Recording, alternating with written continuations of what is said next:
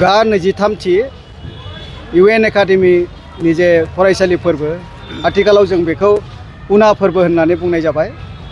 जोंनि गासै आसामाव थानाय जोंनि UN एकाडेमी ग्रुपफोरनि गेजेराव बोसोरै नैबे समावनो नैबे एखे समावनो बे फरायसालि फोरबोखौ उना फेस्टिवल हिसाबै खुंनाय जायो। दाब दाब जायगायावबो बे सोलिगासिनो दं।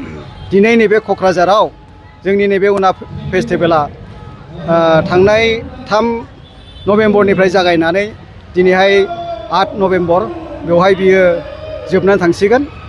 जोबनायजों लोगोसेनो दिनै जोंहा माखासे गोनांथार हाबाफारिफोर दं।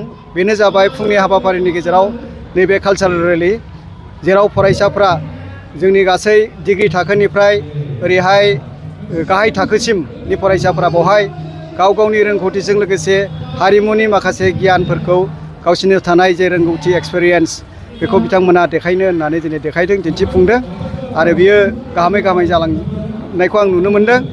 बेजों लोगोसे दिनैहाय जोबथा सानाव जोंहा दंबायो गार्जेन जथुम एबा पेरेन्टस जथुम। दा बेवहाय जोङो जोंनि फरायसाफोरनि गोबां बायदिसिना हाबाफारिजों लोगोसे जे मोनानि समाव कालचारेल नाइट बेजों लोगोसे बे हाबाफारिया जोबलांगोन। थांनाय 3 नभेम्बराव जागायनानै बेवहाय गासै मोन 70नि बारा इभेन्ट्सफोर कालचाराव, स्पर्ट्सआव, बिदिनो लिटारारियाव आरो बेबायदिनो गोबां रोखोमनि जे जोंनि गथ'फोरनि थाखाय टेलेन्टेडखौ माबाखौ लाबोनो थाखाय जोङो इनार क्वालिटिखौ लाबोनो थाखाय बे फोरबोखौ जोङो 2002आव गायसननायनिफ्रायनो खुंबोबाय थादों, फालिबाय थादों आरो बेवहाय जों नुनो मोन्दों जोंनि फरायसाफोरनि गावसोरनि जे इनार क्वालिटिफ्रा बेसेबां माने गोख्रों जानानै दङ बेनि दिन्थिफुंनायफोरखौ जों बेवहाय नुनो मोनो आरो बिनि थाखायनो जोङो बे उना फेस्टिवलखौ खुंबाय थानाय जायो आरोखि। ओरैनो दुलाराय आसामनि गेजेराव जे जोंनि UN एकाडेमीनि जे थासारि होनोब्ला जोङो आथिखालाव जे बर' बिजोंखौ फोथांनायनि, बर' राव थुनलाइखौ फोथांनायनि लोगोसे बर' मिडियामनि जे फरायसाफोर बियो गोबां समाव दासिमबो जामलांनायनि लामायाव दङ। जोंनि गार्जेनफोरा, जोंनि पेरेन्टसफोरा दासिमबो बिनि फारसे सांग्रांथि नङा। दा जाय हक जोङो 2002निफ्राय गायसनबोनानै दिनै आसामाव जोंनि गासै UN एकाडेमीफ्रा 84टा जोंजों लोगोआव सोलिगासिनो दं, मोनसे ग्रुप हिसाबै बाहागो लागासिनो दं।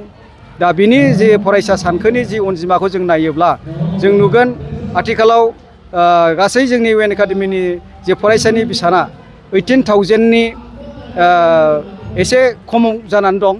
20,000सिम थांबायमोन बेयो जोंनि फरायसाफोरनि बिसाना आप टु नार्सारिनिफ्राय क्लास 10सिम। खिन्थु थांनाय बोसोरनैसोनि उनावहाय जोङो जोंनि UN एकाडेमीनि फरायसाफोरनि जे माखासे जे सानखो बिसान जों बेखौ एसे खमायलांनाय नुदों।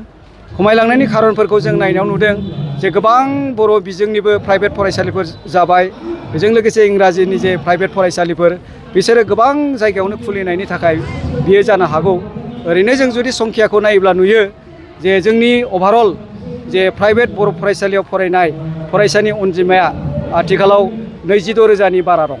जोंनि जे लेटेस्ट जोंनि हिसाब साननाय मथेब्ला 22,000नि बारा दङ। ओमफ्राय एनुवेलि जोङो मेट्रिक आनजाद होनायाव जों नुदों जोंनि UN एकाडेमी हान्जानिफ्राय सा 1400सो बोसोरै माने मेट्रिक आनजाद बेखौ होबाय थानाय जों नुयो। जोंनि जे रिजाल्टनि जे आउटकाम 1400निफ्राय 1500नि गेजेराव 1400निफ्राय 1500नि गेजेराव थायो।